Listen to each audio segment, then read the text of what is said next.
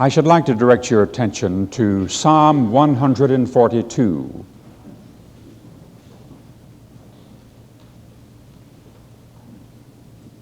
It's a rather brief psalm, has 7 verses in it, so I should like to read all 7 verses. I cried unto the Lord with my voice. With my voice unto the Lord did I make my supplication. I poured out my complaint before him. I showed him my trouble. When my spirit was overwhelmed within me, then thou knewest my path. In the way wherein I walk, have they laid a snare for me. I looked on my right hand, and behold, but there was no man that would know me. Refuge failed me. No man cared for my soul. I cried unto thee, O Lord. I said, thou art my refuge and my portion in the land of the living. Attend unto my cry, for I am brought very low. Deliver me from my persecutors, for they are stronger than I. Bring my soul out of prison, that I may praise thy name. And that's what I should like for you to focus your attention upon this morning. Bring my soul out of prison, that I may praise thy name. The word prison has an ominous sound. It's depressing. When you hear the word prison, it suggests stone walls, iron bars, steel doors, keys grating in locks, armed guards, and prisoners with sad, forlorn, discouraged expressions and dispirited mood.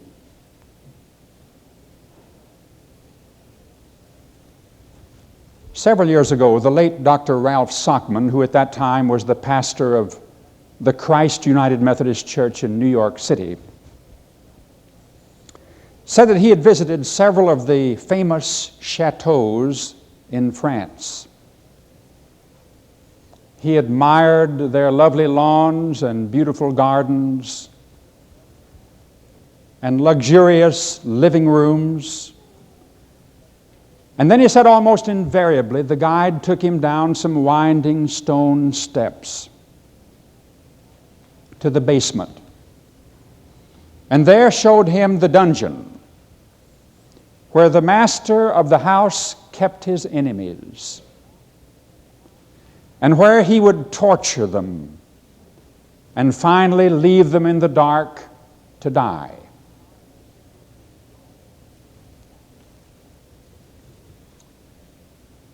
And when I heard this, it reminded me of one of the most fascinating and horrible stories of imprisonment I ever heard.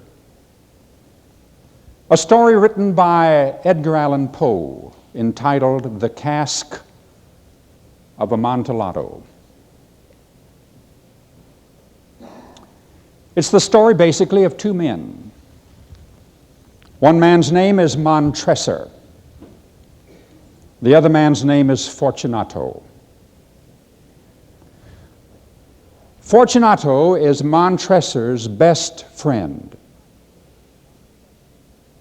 Montresor is a sensitive person, and for a long time he puts up with Fortunato's overbearing attitude toward him and his exploitation of him, of his vanity and his arrogance. And finally, he decides that he can take the insults no longer, and he vows to seek revenge against his good friend. Now, Fortunato is a man who is widely respected in this community in Spain. He's a rather strong man in many ways, and he's even feared by some people.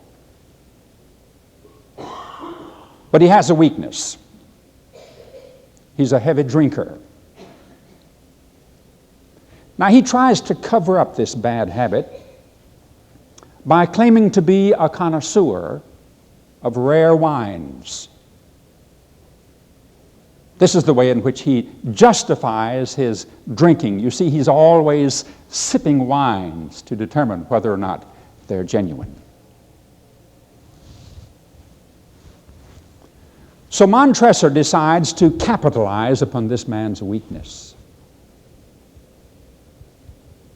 It's dusk during the height of the carnival season. Maybe the reason I thought of this story is because of Halloween. It's the carnival season in this community in Spain, and everybody's wearing costumes and they're living it up and having a gay time.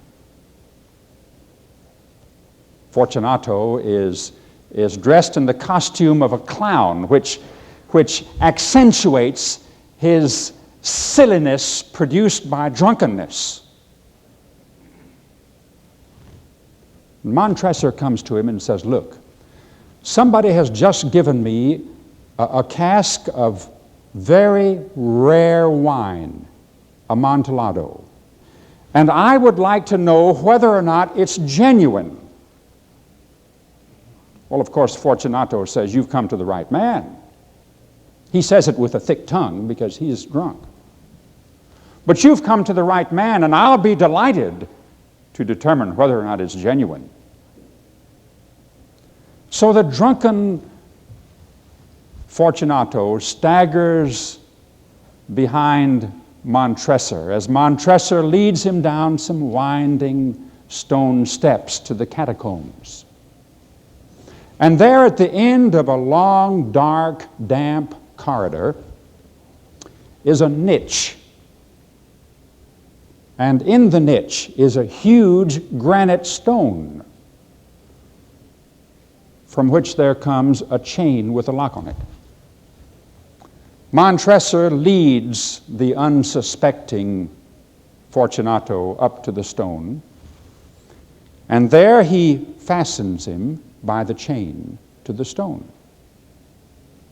The man is in such a drunken condition he doesn't realize what's happening to him. And then Montresor retreats far enough to find a large pile of building rocks and a trowel and some mortar, and he comes back to the man whom he is victimizing, and he begins to lay a wall of stone. He puts down the first tier, and then the second tier, and the third tier, and he gets it up about knee-high, and still Fortunato doesn't realize what's going on. And then he brings it up to about waist-high, and gradually the drunkenness begins to wear off, and Fortunato becomes at least mildly aware. And when he realizes what's happening, he begins to cry out. And then another tier is laid, and another tier, and he begins to shout and scream, and another tier, and then he begins to curse, and another tier, and then stupid silence, and another tier, and then he begins feverishly to shake the chain, and another tier, and finally there's nothing but one little opening left. And Montresor takes his torch, and he holds it up to the opening, and he calls Fortunato by his name, and there's no response. And again he calls his name, and there's no response. There's just laughing and the tinkling of the little bell on his clown's conical cap.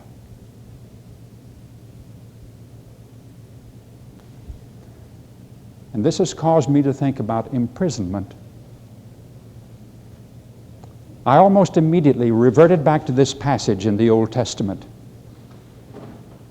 Bring my soul out of prison, that I may praise thy name. You see, there are all kinds of imprisonments.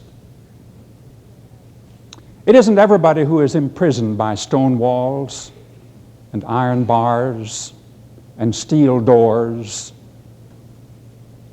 There are people who walk down the streets and who sit in their homes and who sit even in churches like this one, who are imprisoned. They are imprisoned by themselves. That was David's condition. This petition was very likely expressed when David was in the cave of Adullam. He was not suffering physical confinement. There were no stone walls, there were no iron bars, there were no chains, there were no armed sentries. He was just there, and yet he knew he was in prison. He had imprisoned himself. You see, it wasn't so much that his body was in prison. He wasn't chained or incarcerated, but his soul was in prison. And so he cries out to God, bring my soul out of prison, that I may praise thy name.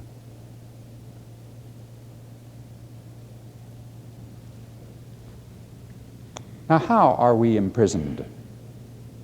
How do we imprison ourselves?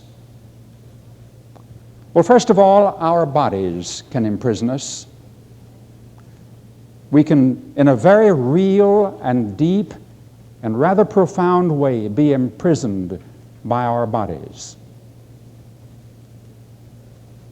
We know this to be true. The theologians tell us that our souls dwell in our bodies as long as we live in this earth. So there's a very close relationship between the spirit and the body. The doctors know this.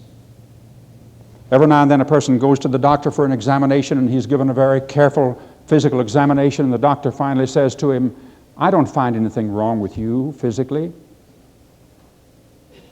There seems to be nothing organically wrong, and there's no disease. It's probably more in your mind.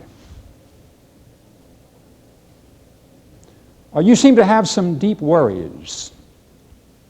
Or you're suffering a deep-seated guilt. You see, there is a very close relationship between the body and the mind. And when things go wrong with the mind, it upsets the body. And sometimes when things go wrong with the body, it upsets the mind. Elijah could be deeply depressed because of physical fatigue. When you get down physically, it sometimes brings you down spiritually. And here's the rub. Our bodies can sometimes imprison our spirits. Our bodies imprison our spirits sometimes by physical possessions. When we become so absorbed with our possessions, we very often find ourselves imprisoned by them. A house was meant to be lived in, not to be lived for. In a very real sense, this was the trouble with that rich young ruler who came to Jesus and said, Good Master, what must I do to inherit eternal life? And Jesus said, You know the commandments. Do not commit adultery, do not kill, do not steal, defraud not, honor thy father and thy mother. And he said, But Master, all of these things have I done from my youth. And then Jesus said, I'm reading between the lines, he said, I know that, but you lack one thing. It's of major importance. Go sell all that you have and give to the poor, and then come take up the cross and follow me. And the man was not willing to do that. You see, he went away sorrowfully, for he has great possessions. Here was a person who, in his effort to possess things, allowed things to possess him. In a very real sense, his spirit was in bondage, under slavery, imprisoned by things.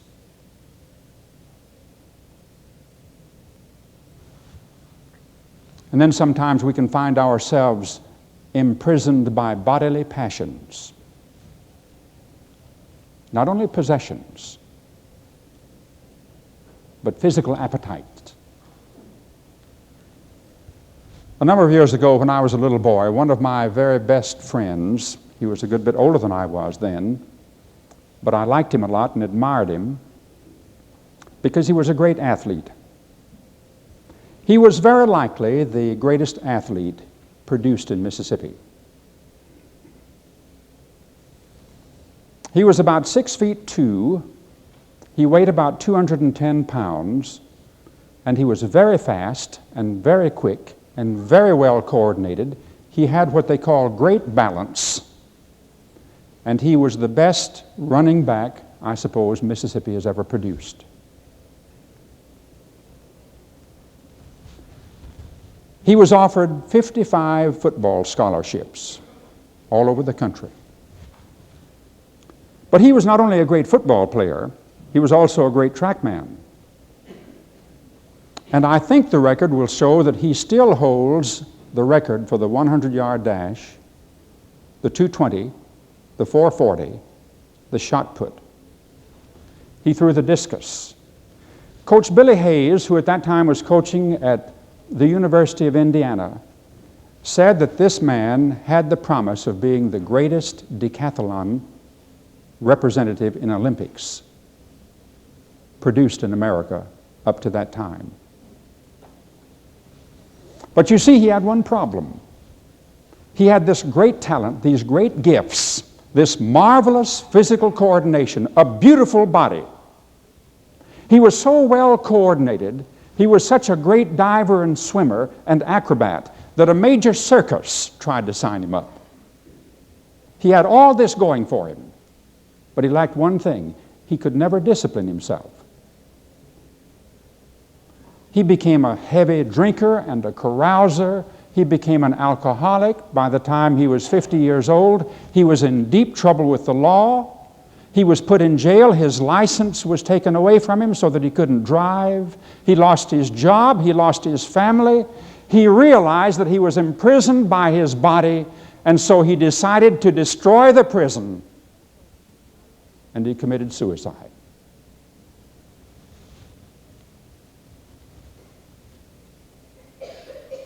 And he illustrated exactly what Jesus was talking about when he said, "Straight is the gate, and narrow is the way that leads to life. But wide is the gate, and broad is the way that leads to destruction." Do you know people like that?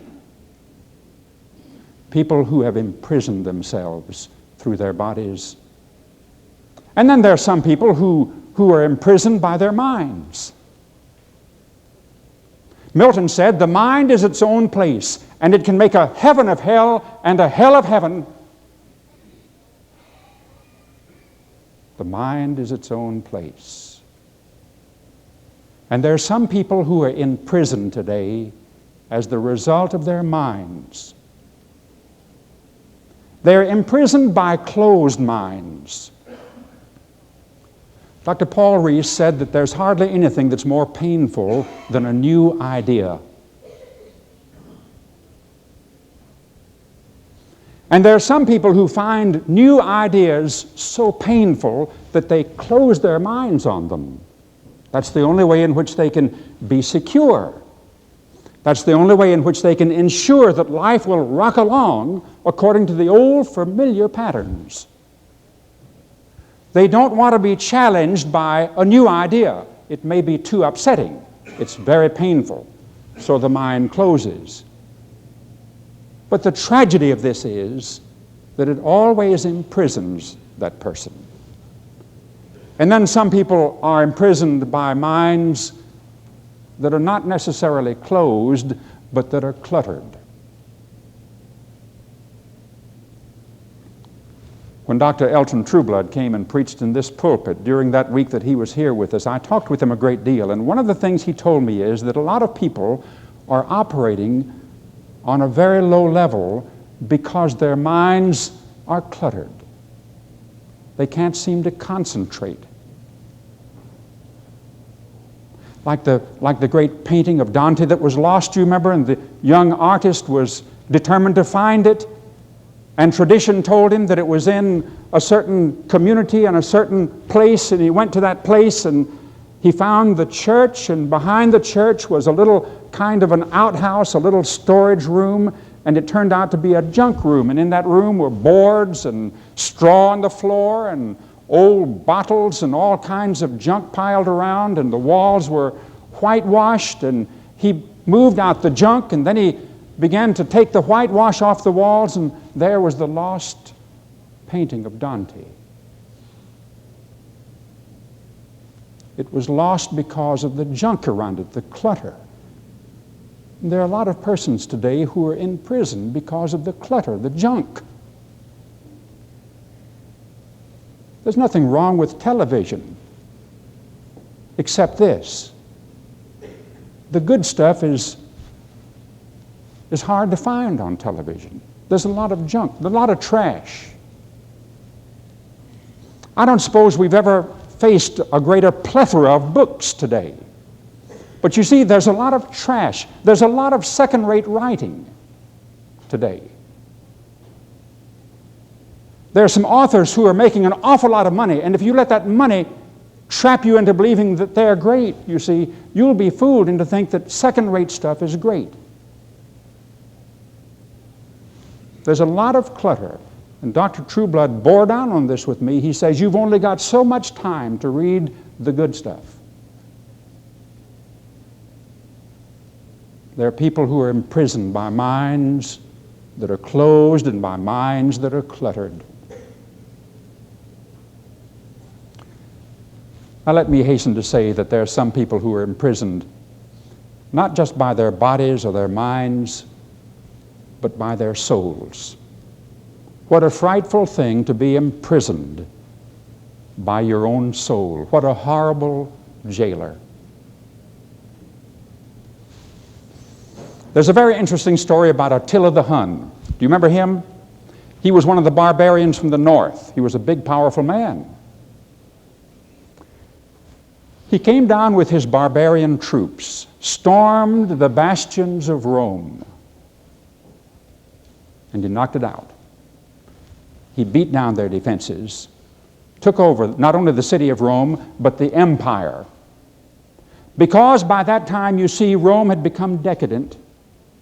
There was so much corruption, there was so much flabbiness, there was so much fatness and perversion of spirit and life in Rome that it easily fell to the crude, uncouth barbarians from the north. And here stands Attila. He's crude, he's unlettered, he's barbarian, and he looks at the senators, leering at them contemptuously, and he begins to give the conditions. He says, I want your lands, I want your gold, I want your silver, I want your ships. And the senators said, but sir, what will you leave us? And he said, your souls.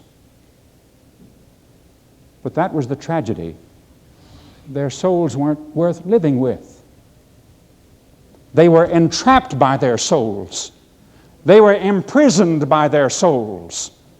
Their souls were the last things that they wanted. Their souls were horrible jailers. Well, what's the way out? How can we be released from these prisons? Who's got the key? Jesus. Jesus has the key to the lock and the chain and the door and the prison. Do you remember that several years ago on Broadway there was a play called The Miracle Worker?